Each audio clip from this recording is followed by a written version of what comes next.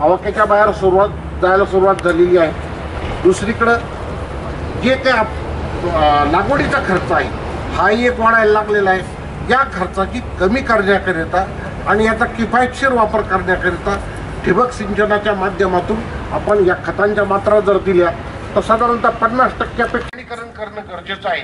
जेणेकरून हे प्रमाणीकरण केल्यानंतर आपल्या शेतकऱ्यांना आंतरराष्ट्रीय बाजारपेठ असेल किंवा राज्यांतर्गत राज्याच्या बाहेरची देखील बाजारपेठ असेल या ठिकाणी आपली शेती उतरू शकते आणि त्यांना बऱ्यापैकी दर सुद्धा मिळू शकते। म्हणून यावर फेट दिली पाहिजे।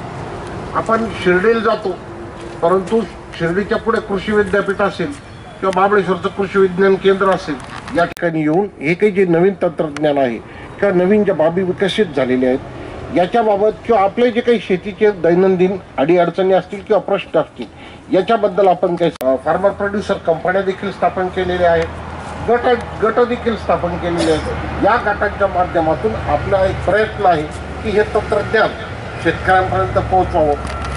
पुढील जो खरीप हंगाम आहे याचं नियोजन करताना त्याचप्रमाणे आपल्या शेतीचं नियोजन करताना हे जे काही तंत्रज्ञानाचा या ठिकाणी आपण चर्चा केलेली आहे, माहिती घेतलेली आहे, याचा वापर निश्चित करावा। या ठिकाणी आपल्याला आता फळबागेचं विशेष करून लिंबू असेल, शेवगा असेल या पिकांच्या बाबत आपण काल या ठिकाणी चर्चा केली। त्याचप्रमाणे भाजीपाला पिकांच्या बद्दलही आपण या ठिकाणी चर्चा केली। अन्नधान्य पीक असतील, कापूस पीक असेल, कापूस पिकावरील कीड रोगाचं व्यवस्थापन, त्याचप्रमाणे त्याच्यात न्यूट्रिएंट मॅनेजमेंट याच्याबाबत देखील आपण या ठिकाणी चर्चा केली।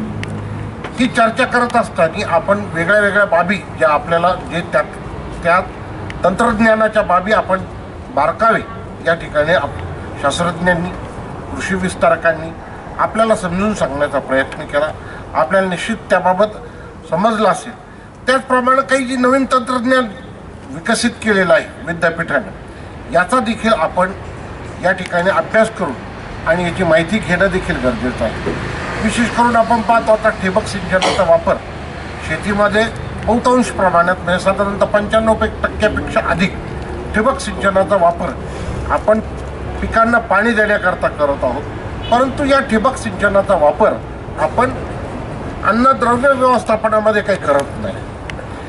हे देखील तंत्रज्ञान आपण समजावून घेणं गरजेचं आहे आणि याचा देखील वापर आपल्याला वाढवणं गरजेचं आहे।